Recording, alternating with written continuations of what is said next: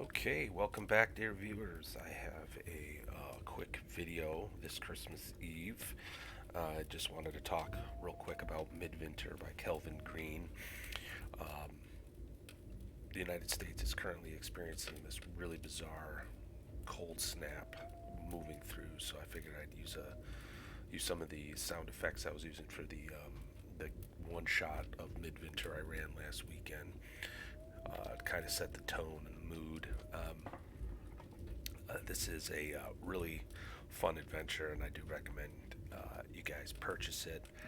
You can get a hard copy through the Lamentations of the Flame Princess store, and the PDFs available at Drive Through RPG. Cover art here is Yannick Bouchard, but the remaining art is from Kelvin Green himself. I just love his artwork. It's such a sort of like juxtaposed against some of the more horrific stuff that he's drawing. Uh, kind of sets an interesting tone for the book or the module or the supplement he's drawing and slash or writing for. So I do think it's a perfect one shot. I mean, you can be done in 3 to 4 hours. It's about how much I took with the one shot I ran last weekend, or you can just drop it in your existing campaign for a little deviation, a fun little strange, horrific sort of side adventure. If I were to, well, I'll get to this later, but if I would do things a little differently next time I run this, which I'll explain later.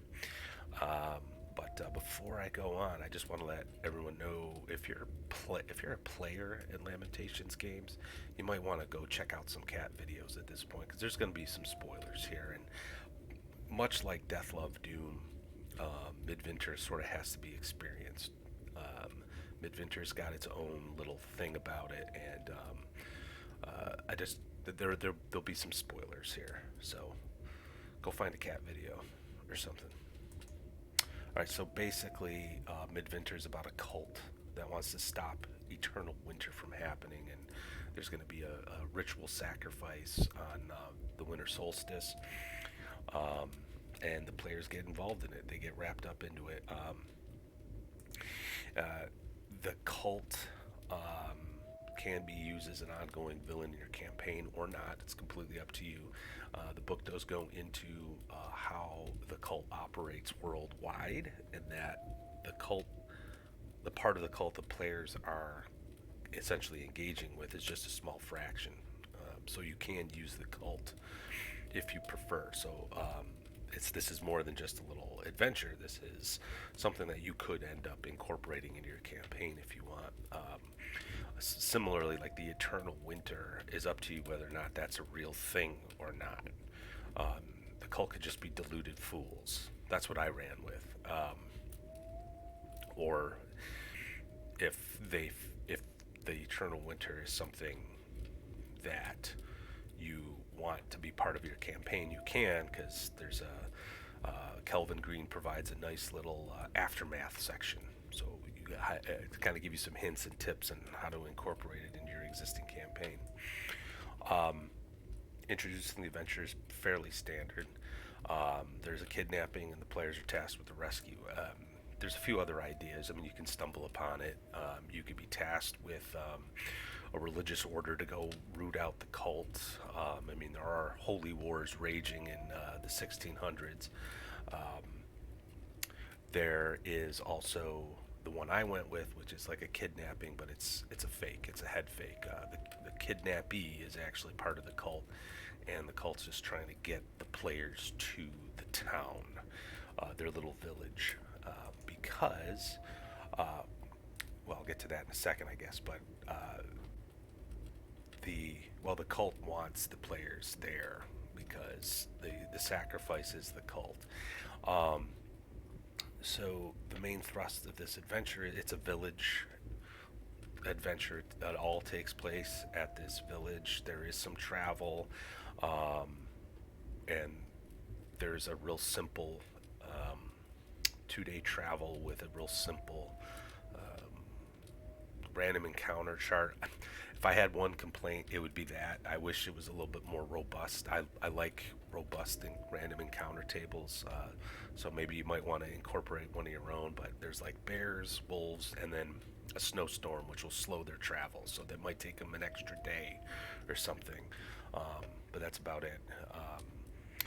As I recall, the percentage chance of encountering something too is actually quite high. So I would have liked to have seen a little bit more variety in the encounter table. I think if you're going to have like a 60% chance of encountering something, and if there's a snowstorm and it's taking them 3 days, it's very likely they encounter just bears the entire time, which I find it just doesn't seem very likely. It doesn't seem very realistic. So, but maybe you don't care. I don't know. That's just my 2 cents. So yeah, the cult wants to die. Through their sacrifice, they will stop the eternal winter, and that's sort of the whole shtick. Like the players will start seeing some really weird stuff as they're like investigating the town, and they get invited to the Midvinter festival, and at the festival they're about to sacrifice this girl or whoever, waiting for the players to like try to stop it, and then at that point the slaughter begins, and